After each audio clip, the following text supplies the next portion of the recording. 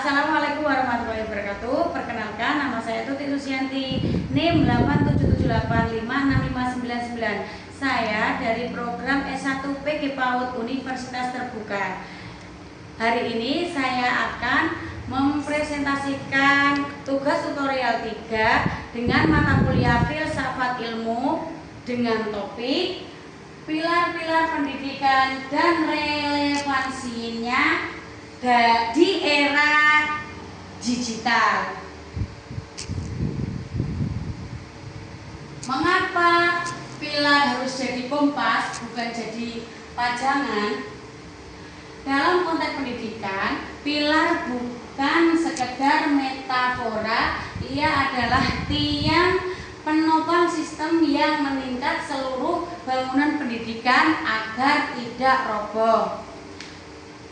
Kemudian pilar sama dengan penopang sistem penyangga arah, proses, dan tujuan pendidikan secara menyeluruh. Sedangkan asas adalah fondasi pemikiran dudukan filosofis yang tidak dapat dipisahkan dari pilar dari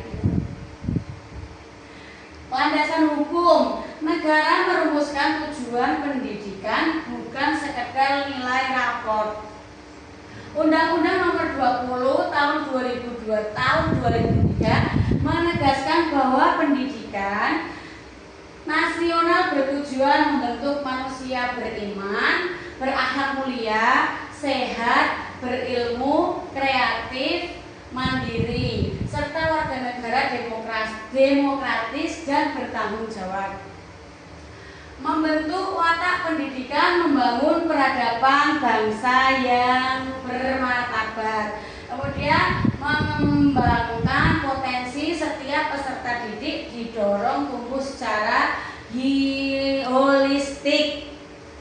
Warga negara aktif, lulusan yang demokratis dan bertanggung jawab kepada bangsa.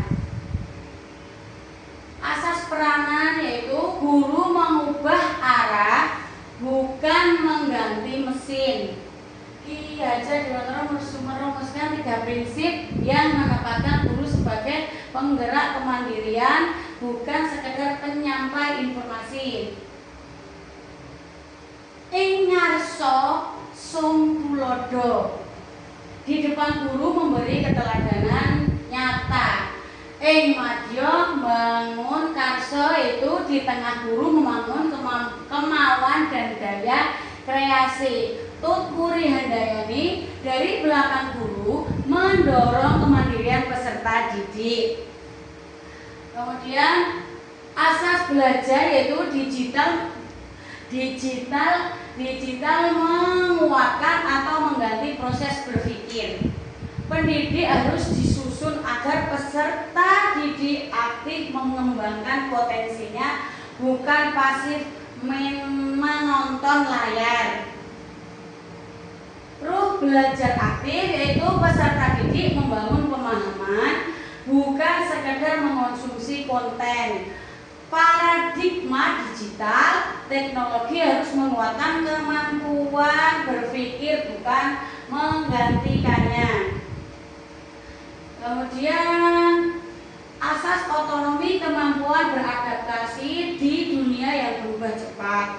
Apa itu asas otonomi?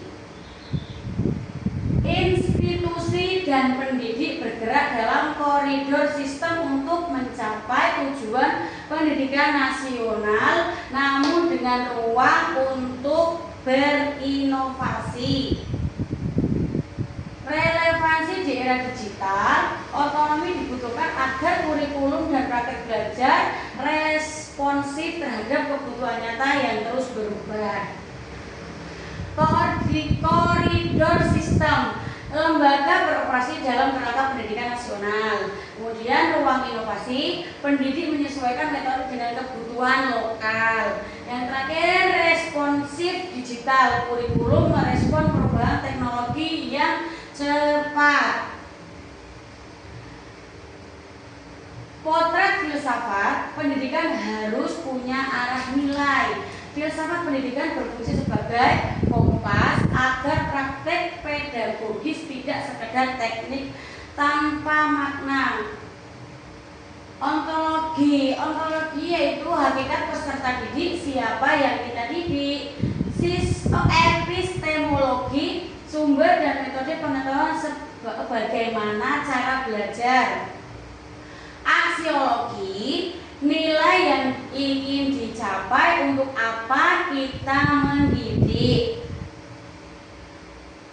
Kunci relevansi era digital yaitu aktivitas, nilai, dan kompas etis. Pendidik adalah usaha sekedar dan terencana, bukan sekedar transfer konten digital. Aksiologi memastikan teknologi dipakai untuk tujuan manusiawi.